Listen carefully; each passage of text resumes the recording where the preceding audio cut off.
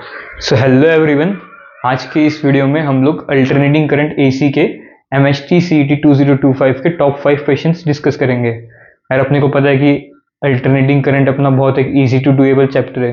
Last year इसके 50 questions आए थे पेपर में, सो बहुत इंपॉर्टेंट भी है। सो ध्यान से देखेंगे इस वीडियो को लाइक करो, चैनल को सब्सक्राइब करो और वीडियो को अपने फ्रेंड्स के साथ शेयर भी करो। सो फर्स्ट क्वेश्चन है अपना, figure shows the combination of inductances and capacitance resonant frequency of the LC circuit is. अपने को दो इंडक्टर और दो कैपेसिटेंस दिए हुए, अपने को इस सर्किट की रेजोनेंट फ्रीक्वेंसी निकालनी है। सो देखो, अपने पास दो इंडक्टेंसेस है L और 2L और दोनों सीरीज में है। तो इनका इक्विवेलेंट इंडक्टेंस कितना आएगा? 3L। हमें पता है इंडक्टेंसेस जब हम सीरीज में होते हैं सो उन्हें हम रेजिस्टेंस के जैसा ट्रीट करके उनका सीरीज एडिशन निकालते हैं। और कैपेसिटेंसेस हमारे पास दो पैरेलल में दिए हुए हैं, C और 2C के। तो इनका इक्विवेलेंट कितना आएगा? हमें पता है जब कैपेसिटेंस पैरेलल में होते हैं सो इन्हें हम C + 2C 3C करके लिखेंगे इक्विवेलेंट। सो इक्विवेलेंट कैपेसिटेंस अपना आ जाएगा 3C। ये अपने पास LC आ गया। हमें पता है हमारी जो एंगुलर फ्रीक्वेंसी ओमेगा है रेजोनेंस पे, वो होती है 1/√LC। 1/√LC। इसमें हमें रेजोनेंट फ्रीक्वेंसी निकालनी है, मीन्स F निकालना है। So we know that omega is equals to 2πf। सो F हो जाएगा अपना ω/2π। सो यहाँ से अपना F आ जाएगा 1/2π इंटू √LC। देखो इस रिलेशन ओमेगा और F के इस रिलेशन को हम फिजिक्स में मल्टीपल टाइम यूज करते हैं। SHM हो गया, वेव्स हो गया, AC हो गया। सो ये अपने को आना चाहिए। मैग्नेटिज्म में भी हम इसे यूज करते हैं। सो ये चीज अपने को पता होनी चाहिए। तो यहाँ से फ्रीक्वेंसी अपने पास आ गया 1/2π/√LC। L और C क्या है अपना? Net inductance and net capacitance. So इस सर्किट का हमने नेट इंडक्टेंस कैलकुलेट किया जो कि है 3L एंड नेट कैपेसिटेंस है अपना 3C। सो यहाँ से पुट कर देंगे। सो जब हम 3L और 3C पुट करेंगे तो 3 बाहर आ जाएगा अपने पास रूट के। सो बचेगा 6π इंटू √LC जो कि अपना ऑप्शन बी। कुछ भी नहीं किया, दो इंडक्टर्स दिए थे, दो कैपेसिटेंस दिए थे, उनको सॉल्व कर लिया। L और 2L सीरीज में थे सो उनका इक्विवेलेंट 3L आ गया। C और 2C पैरेलल में थे, हमने कैपेसिटेंस का सीरीज और पैरेलल एडिशन पढ़ा है। सो C और 2C का 3C आ गया। ये हमारे पास net inductance and net capacitance आ गया। रेजोनेंट फ्रीक्वेंसी निकालना था, मतलब F निकालना था। We know that angular frequency at resonance is 1/√LC। ω/2πf पता था, वहां से F ω/2π आ गया। सो 1/2π√LC आ गया। L है नेट इंडक्टेंस, C है नेट कैपेसिटेंस। वैल्यूज पुट कर दी, 3 बाहर आ गया। सो 6π√LC आ गया जो कि ऑप्शन बी। नेक्स्ट क्वेश्चन है अपना, resistance of 100 ohm, inductor of self inductance 4/π² Henry and a capacitor of unknown capacitance are connected in series to an AC source of 200 volt 50 Hz supply. When the current and voltage are in phase, the capacitance and power dissipated is। देखो ये भी resonance का question है। Current and voltage are in same phase, इसका मतलब क्या? Resonance है अपने पास। रेजोनेंस में क्या होता है? XL is equals to XC होता है। Capacitive reactance is equals to inductive reactance. So XL is equal to XC करके हम कैपेसिटेंस का वैल्यू निकाल देंगे। फिर पावर पूछिए अपने को, पावर क्या आएगा अपना? VI, वहां पे पुट करके पावर भी निकाल लेंगे। तो देखो रेजोनेंस से करंट वोल्टेज सेम फेज में है, सो XL आ गया हमारा XC के बराबर। Inductive reactance is equals to capacitive reactance. XL क्या होता है अपना? Omega into L। XC क्या होता है अपना? 1/ωc। यहां से ही हम omega is equal to 1/√LC लाते हैं। ओमेगा कितना रहेगा? 2π, फ्रीक्वेंसी 50 दी है, 50 इंटू L कितना है अपना? 4/π²। 4/π²। यहां से 1/c ओमेगा स्क्वायर कर लेंगे। ओमेगा को यहाँ पे लेके सो ओमेगा स्क्वायर हो गया। L का वैल्यू पुट कर दिया, यहाँ से हम C का वैल्यू फाइंड आउट कर लेंगे। यहाँ से अपने पास आएगा 4π² 50² इंटू 4/π²। π² से π² कट गया, C का वैल्यू आ गया हमारा 1/4 4 सा 16 इंटू 50 स्क्वेयर, यहाँ से सी का वैल्यू निकाल लेंगे। सी क्या है अपना 4 स्क्वेयर इंटू 50, तो 4 इंटू 50 का होल स्क्वेयर, 5 4 सा 20, तो सी आ गया अपना 1/5 4 सा 20, 200 का होल स्क्वेयर, 200 का होल स्क्वेयर। तो यहाँ से सी आ गया अपना 2 2 सा 4 इंटू 10 की power 4, 0.25 into 10 raise to power -4। सो अपने पास आ जाएगा 2.5 इंटू 10 रेज़ टू पावर -5, जो कि अपने को ऑप्शन भी दिख रहा है। तो यहाँ से हमने सी कैलकुलेट कर लिया। अभी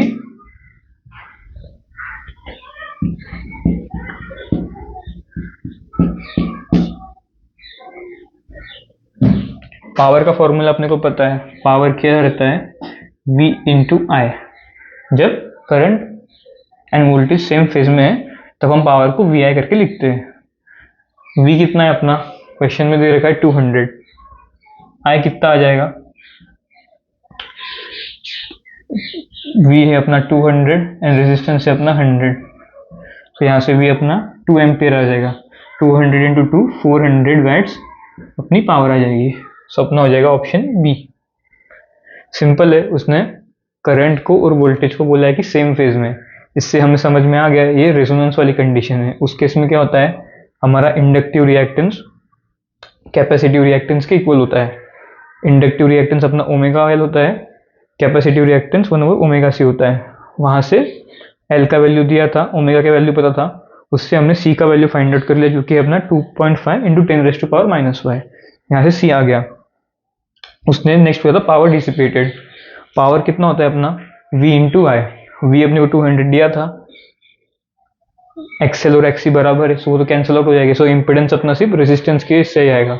सो इम्पिडेंस 100 आ गया, V 200 आया था, उससे करंट अपनी 2 एम्पियर आ गई। 200 इंटू 2 400 वैट्स अपनी पावर आ गई।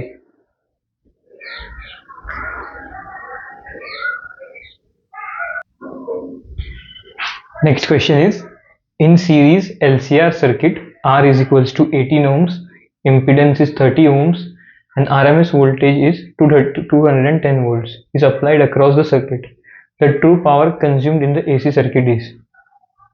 हमें CET में ट्रू पावर, अपेरेंट पावर ऐसे टर्म्स बहुत बार सुनने मिलते हैं, एवरेज पावर।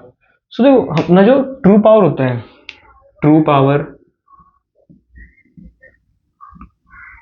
एक्टिव पावर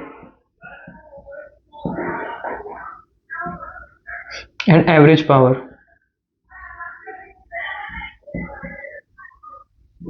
ये होते हैं VRMS into IRMS into cos phi के बराबर। और जो अपेरेंट पावर होता है, apparent power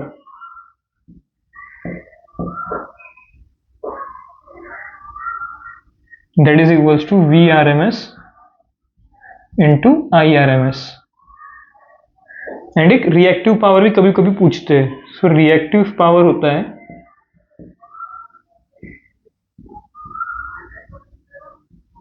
VRMS IRMS into sine phi. So देखो मैंने आपको तीनों टाइप के पावर बता दिए। ट्रू पावर मोस्टली काफी टाइम यूज होता है, एवरेज पावर और अपेरेंट पावर, ये तीनों हम बहुत बार यूज में लेते हैं। सो इन फॉर्मूलेस को हम याद रखेंगे, हमें मल्टीपल टाइम्स काम आते हैं ये। सो क्वेश्चन में अपने को ट्रू पावर कैलकुलेट करने बोला है, सो अपन ट्रू पावर कैलकुलेट करेंगे। VRMS कितना है अपना, ट्रू पावर अपना आ जाएगा यहाँ पे VRMS into IRMS into cos phi. VRMS कितना दिया है उसने 210, IRMS कितना आएगा अपना 210 ओवर इम्पीडेंस विच इज 30, और cos फाई क्या है अपना पावर फैक्टर। इसे भी हम मल्टीपल टाइम्स पढ़ते हैं एसी में। cos फाई अपना पावर फैक्टर, फाई क्या होता है angle between net voltage and net current. So cos phi को हम R बाय Z भी लिखते हैं। cos phi is equals to R by Z, where R is resistance and Z is impedance. इसकी भी वैल्यूज पुट कर देंगे।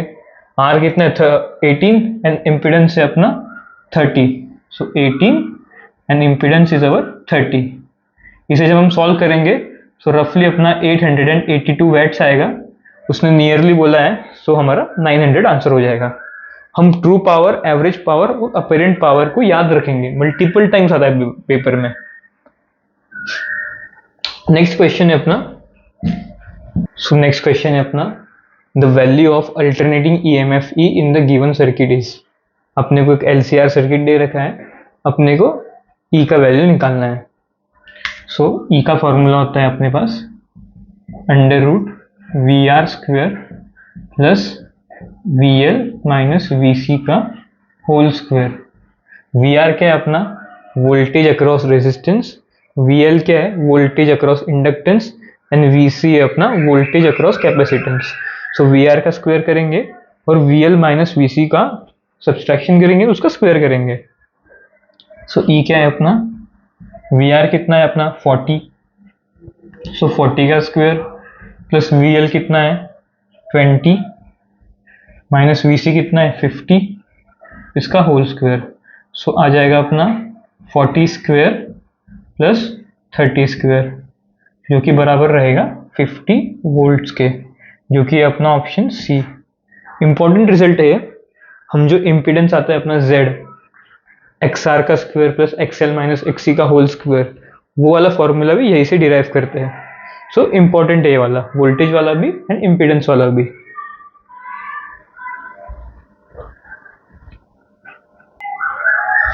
Next question है, in an electrical circuit R, L, C and an AC voltage source are all connected in series. When inductor is removed from the circuit, the phase difference between voltage and current is pi by 3. If instead C is removed, the phase difference is again pi by 3. The power factor of the circuit is। देखो अपने को power factor निकालना है। Power factor क्या होता है अपना, cos phi which is R by Z, ये होता है अपना पावर फैक्टर। सो R तो अपने को पता है, अपने को मेनली Z निकालना है। Z क्या होता है अपना under root R square plus XL minus XC का होल स्क्वेयर। सो अपने को एक्सएल एंड एक्सी निकालने हैं। कैसे निकालेंगे उसके लिए हमें क्वेश्चन में हिंट दे रखा है। फाई क्या है अपना, angle between voltage and current. हमारे पास tan फाई करके भी फॉर्मूला होता है, विच होता है mod of XL minus XC over R. इसका यूज करके हम एक्सएल और एक्सी निकालेंगे। देखो उसने पहले इसमें क्या बोला अपने को, जब एल को रिमूव कर दिया, जब इंडक्टर को रिमूव कर दिया, उस केस में जो हमारा फाई है वो पाई बाय 3 है। फाई को पुट करेंगे, tan पाई बाय 3, एल को रिमूव कर दिया, सो हमारा एक्सएल 0 हो जाएगा। हमारे पास बचेगा एक्सी और आर। tan 60 डिग्री कितना होता है √3, वो भी क्वेश्चन में दे रखा है। सो एक्सी हो जाएगा अपना √3r, एक्सी हो जाएगा अपना √3r। वही एक्सएल फाइंड करने के लिए उसने बोला है, जब उसने इंडक्टर की जगह कैपेसिटेंस को रिमूव किया, उस केस में भी हमारा फेज डिफरेंस कितना है पाई बाय 3 है। सो tan फाई रहेगा अपना, इस केस में उसने क्या किया, एक्सी को रिमूव किया, so mod of XL over R. इस केस में अपना फाई कितना है pi by 3, tan pi by 3 कितना है √3 is equals to XL over R. यहां से एक्सएल मेरा आ गया √3r, एक्सएल मेरा आ गया √3r। अगर आप अच्छे से ऑब्जर्व करोगे तो हमारा एक्सएल और एक्सी इक्वल है, एक्सएल और एक्सी इक्वल है। सो ये वाला टर्म हमारा 0 हो जाएगा। सो इम्पीडेंस Z भी हमारा R के इक्वल आएगा। सो R Z भी कितना है R के बराबर। सो पावर फैक्टर अपना 1 हो जाएगा। Power factor is 1 which is option D. ये रेजोनेंस का केस हो जाएगा क्योंकि उसमें एक्सएल और एक्सी इक्वल है। सो ये हमने कुछ अच्छे क्वेश्चंस डिस्कस करे अल्टरनेटिंग करंट के। अगर वीडियो अच्छा लगा हो तो वीडियो को लाइक करो, चैनल को सब्सक्राइब करो और वीडियो अपने फ्रेंड्स के साथ शेयर करो। मैं आगे भी ऐसे अच्छे वीडियोस लाता रहूंगा। Thank you.